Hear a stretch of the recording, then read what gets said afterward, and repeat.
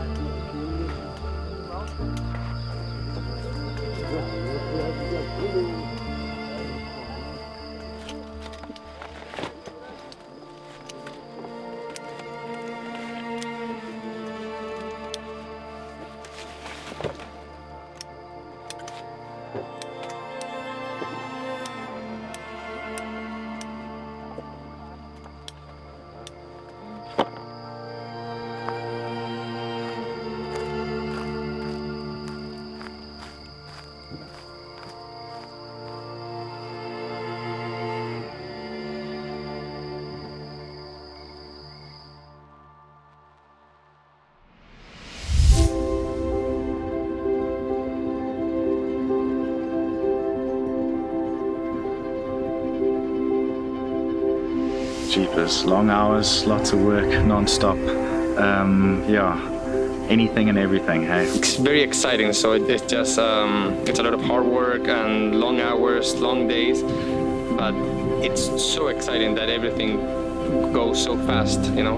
I really, really enjoy harvest. For me, it's an exciting time of the year. I like the pressure being put on, and we enjoy it quite much. You work throughout the year for harvest. It is when everything comes together. There is an energy to harvest that's indescribable, actually. It's when the vines have given you everything they have. Everything they've had. Their clusters are their children. And then your job is to take that and build a legacy with it. We'll be hand sorting fruit.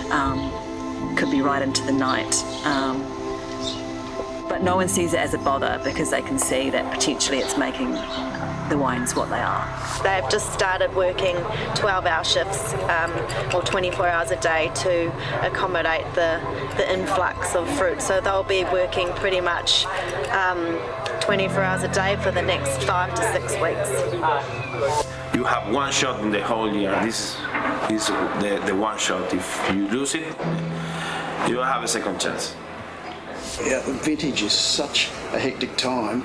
I don't think there's much room for much emotion at all. It's really, head down, backside up, and let's get the job done.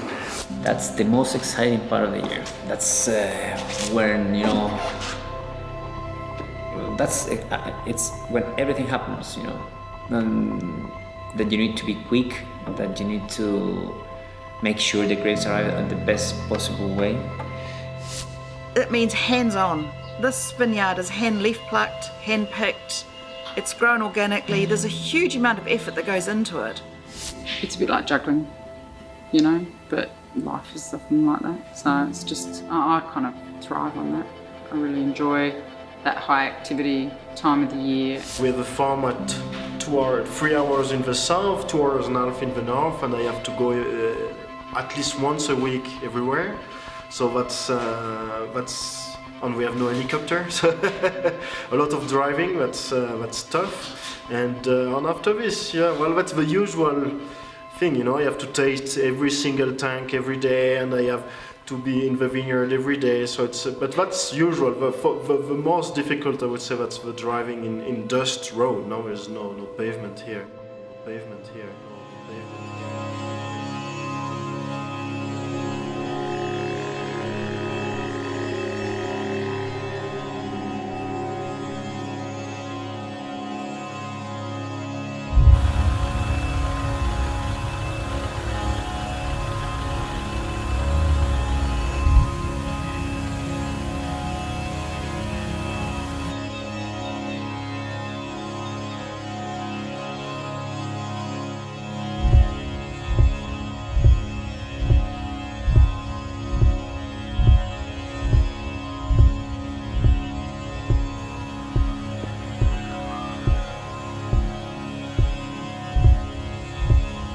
I planted this about 30 years ago. It's planted to Cabernet Sauvignon and Cabernet Franc. It's extremely isolated, windswept, high altitude vineyard.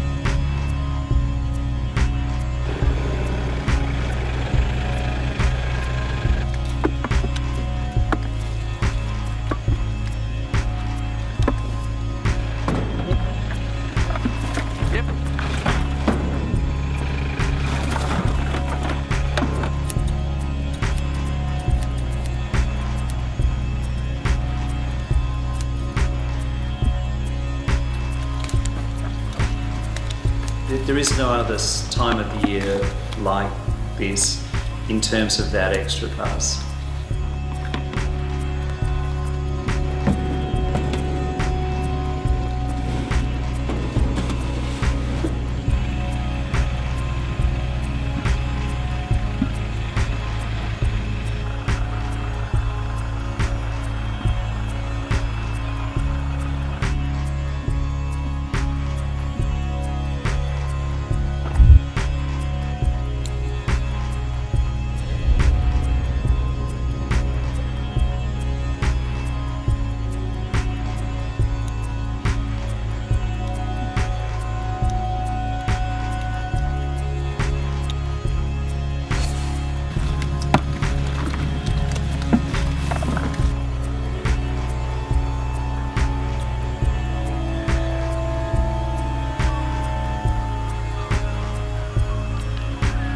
I just wanted to pick the best site from a geological point of view and from an altitude point of view. That is, this is the highest you can go in the Clare Valley. This triangle of 5 acres that met all the criteria. That took months and months. And then I had to work out how we could make it work, because there are no roads. There are no roads. There are no roads. There are no roads.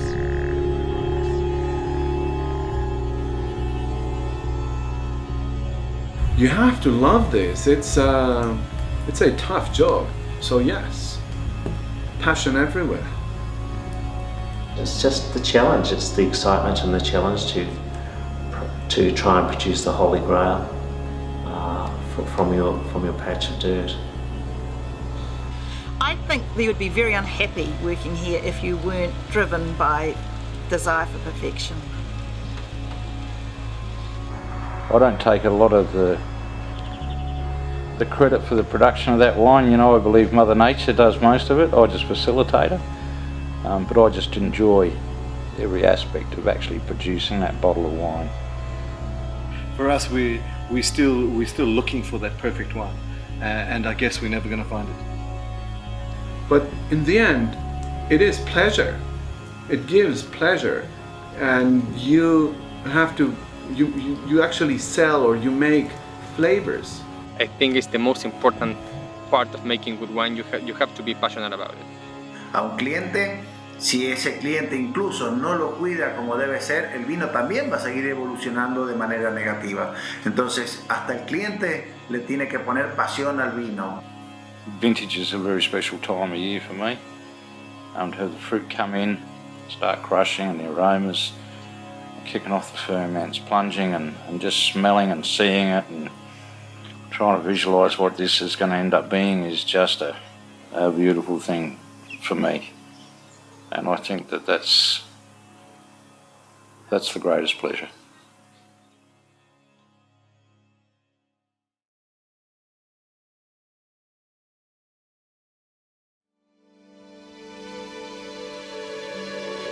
I think my father's the oldest. He's picking with us this year. He's 82, so I'm pretty sure we had an 84-year-old last year, but he has retired. He got a bit past it. Yeah, so most of them be in the 60s and 70s. I've been picking for 12 years. It's our second day. It gives us money. To be fair, it gives us money. There's a lot of wine, a lot of grape picking around here for the wines, and throughout New Zealand. So there's so much temporary work, seasonal work that we needed. Oh, just to be of the company, and yeah, mainly, and we earn a few dollars as well.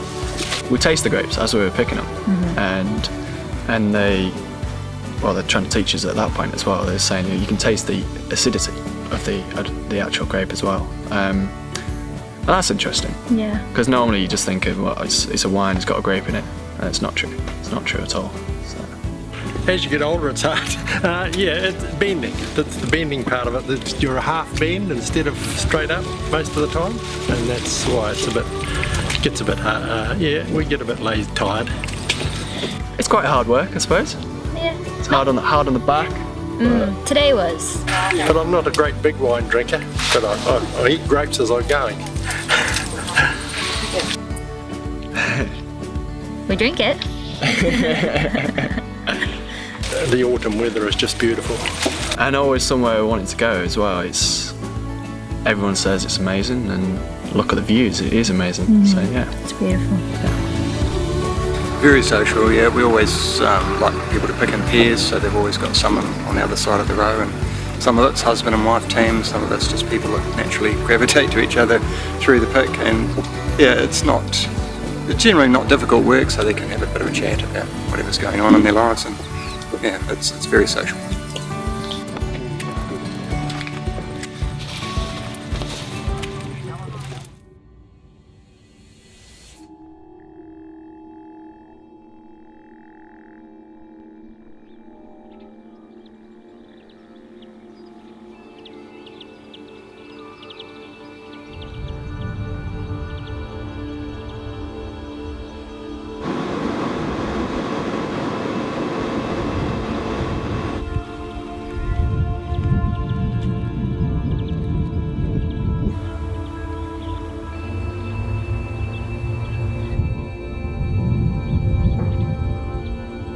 if you want to be involved in it and be successful, you have to love wine and be very passionate about the product.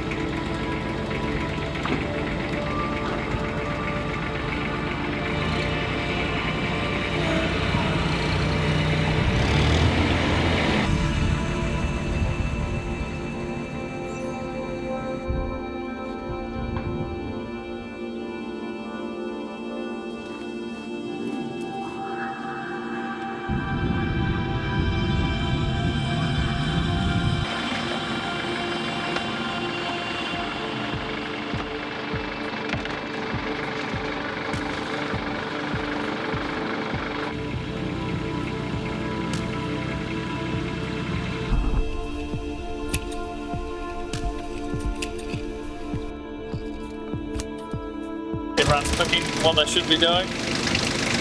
Nice clean fruit.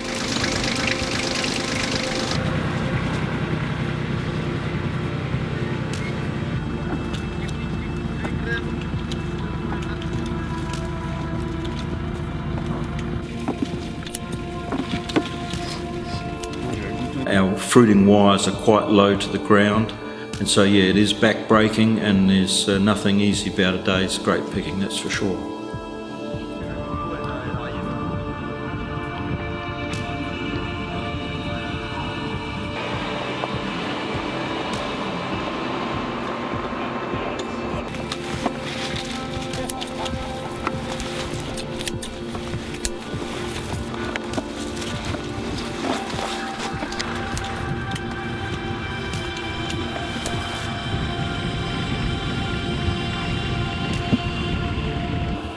It's a bit of an obsession, I think. Has to be an obsession. To be good at it, you live and breathe it.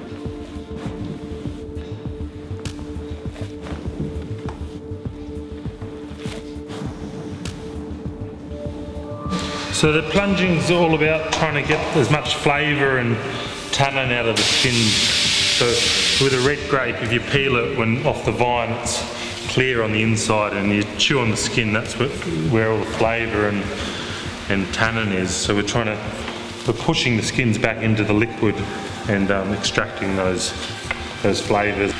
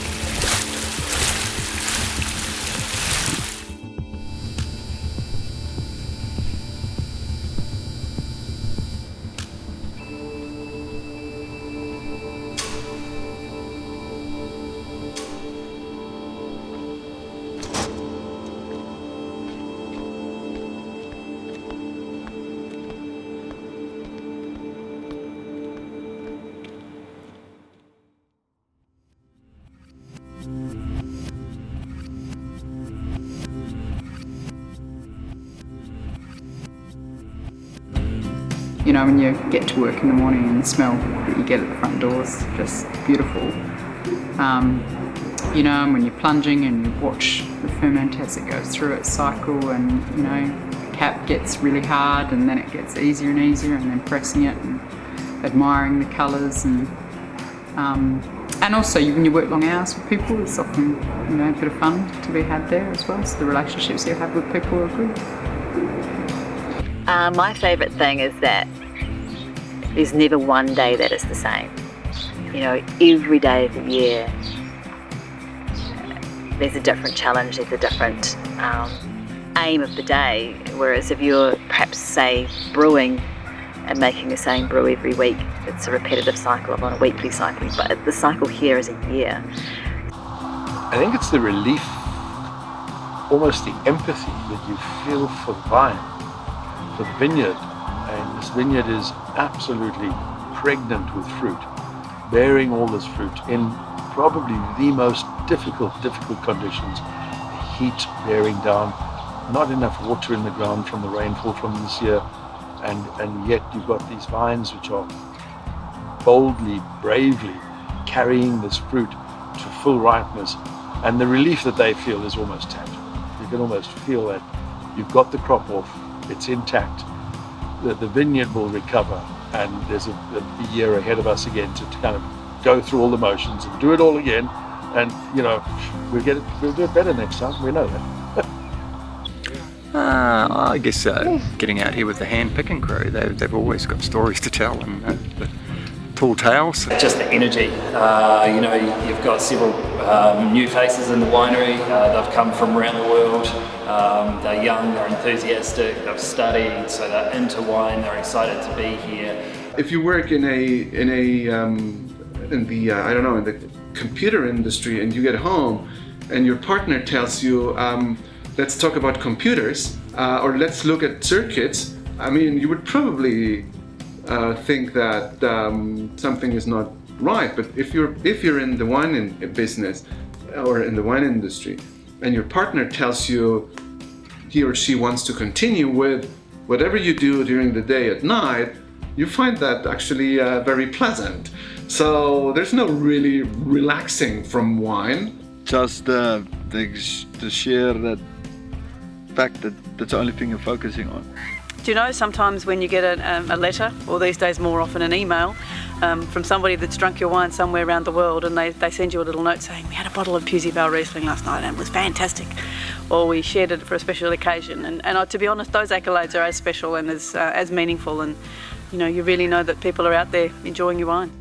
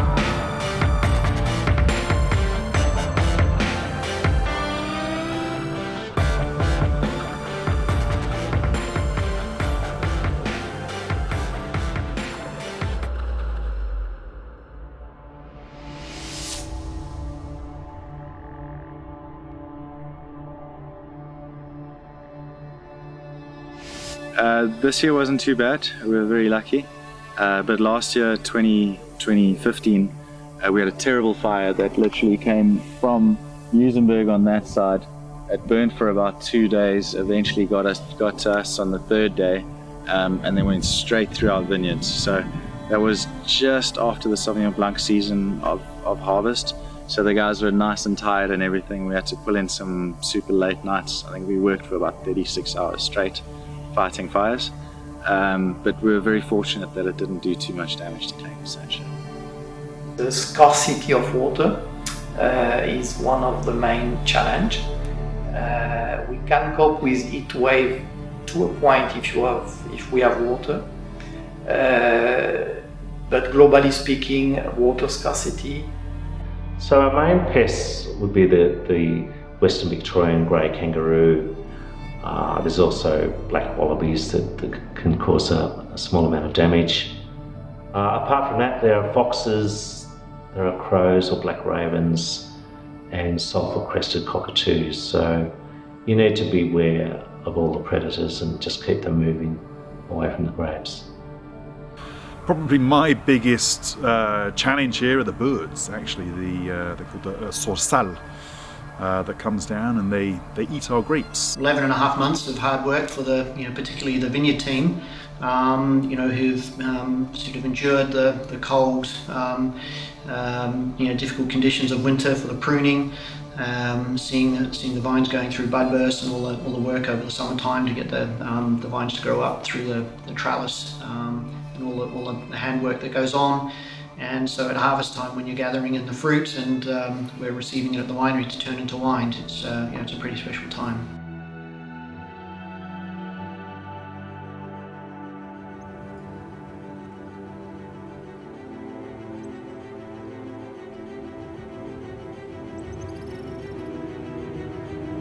You work throughout the year for harvest. It is when everything comes together. There is an energy to harvest that's indescribable.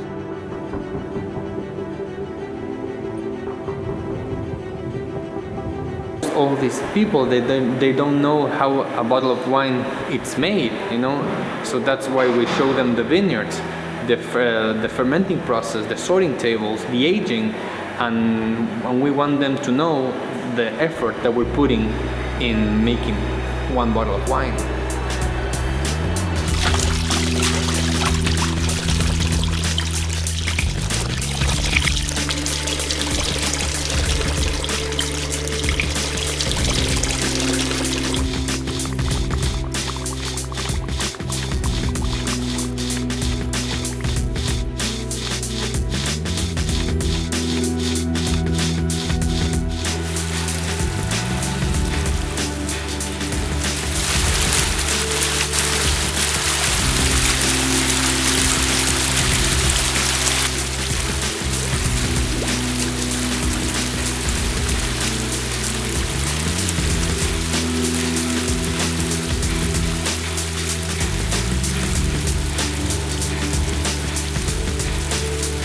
That's one of the beauties of it, of winemaking. You can see the transformation of the grapes into a bottle of wine. So it's a great job, not only for the tasting, for the whole process.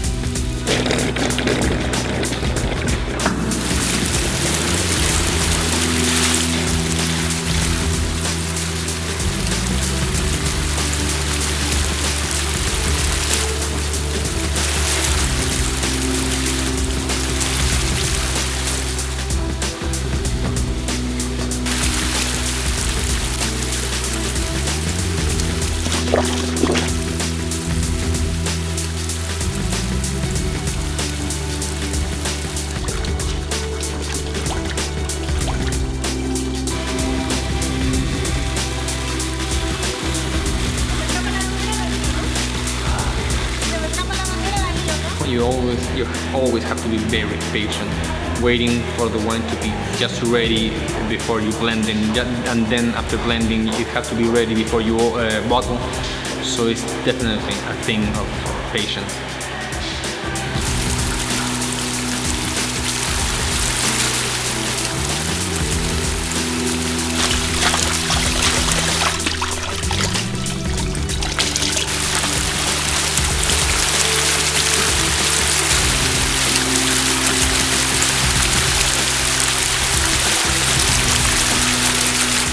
we need to really pick outside the box this year.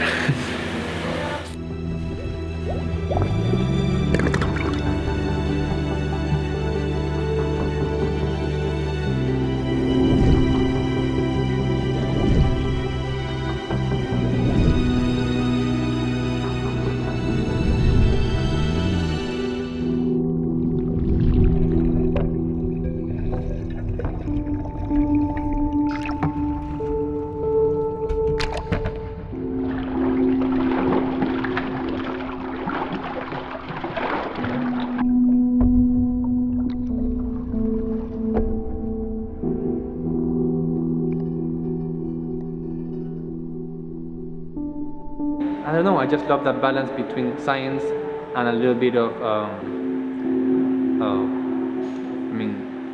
poetry.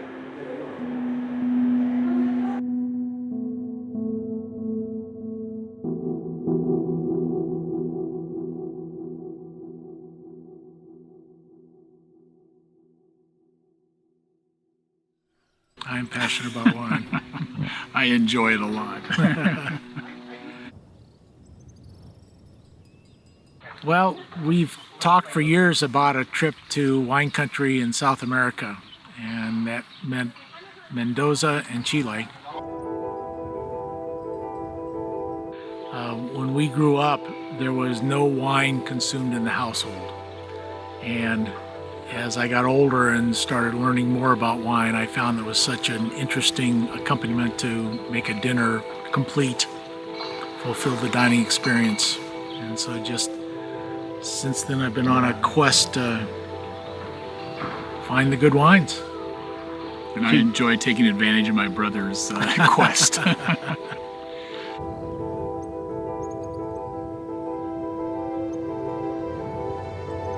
Well, we definitely share knowledge. Some of the best advice goes unheard because of the price point that's not met. But yeah, we share notes, share experiences.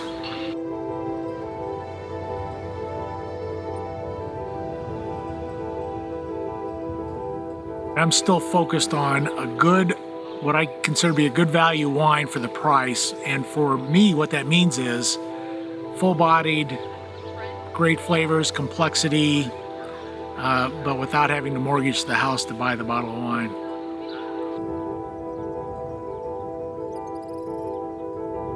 What I'm drinking currently. I have many favorites.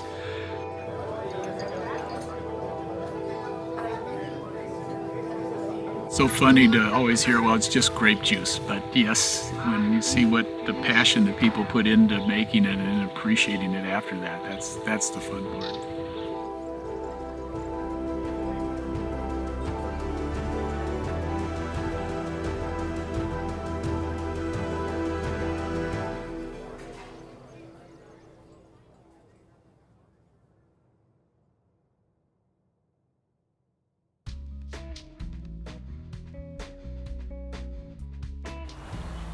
Fun. This is, I mean, you've got to have fun. You've got to have fun.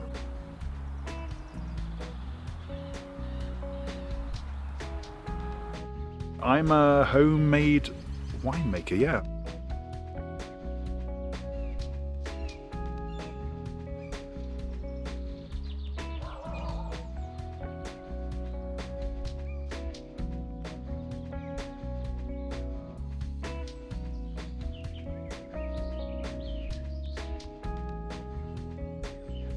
And this is our personal home terroir, I guess you'd call it.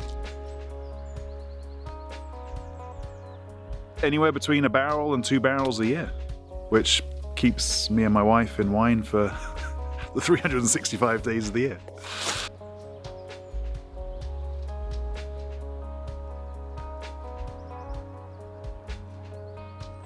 So it's a labor of love. It's getting your hands dirty and communing with nature and the grapes. This is the Hoops Winery.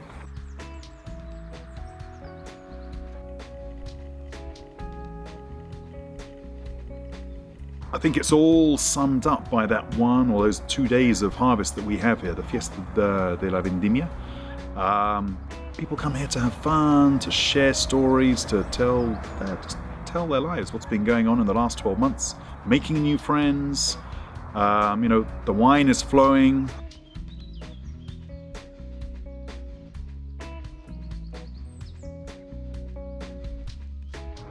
We do everything here at home. The growing of the grapes, the vinification, the bottling, the packaging, and most of the consumption. With the wine, I will walk in here, through the kitchen.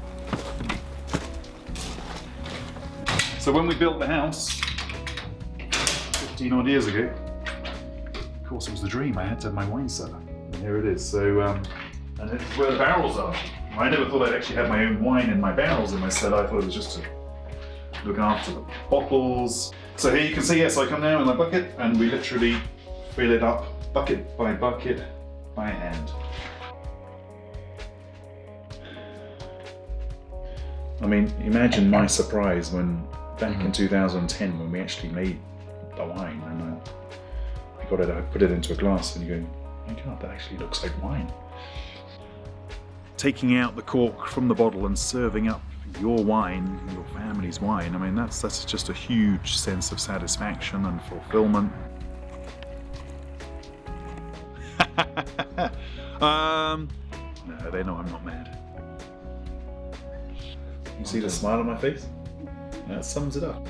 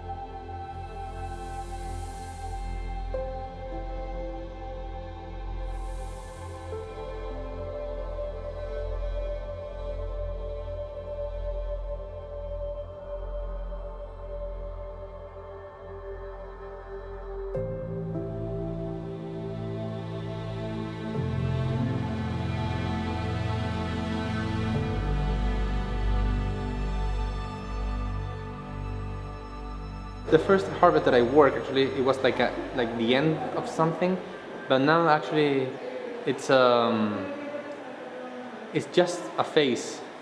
just a part of the winemaking process. You know, it never stops.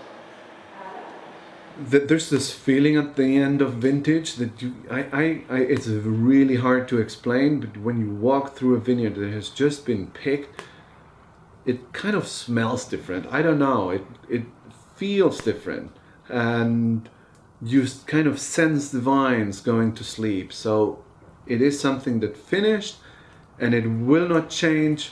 The leaves fall down, and it will not change for 3 months before you start pruning. So there's really this time of the sense of nothingness that happens after harvest. It was a challenging year. Yeah, we've got to live the present and of course look to the future. But yeah, bring on 2017. I'm ready.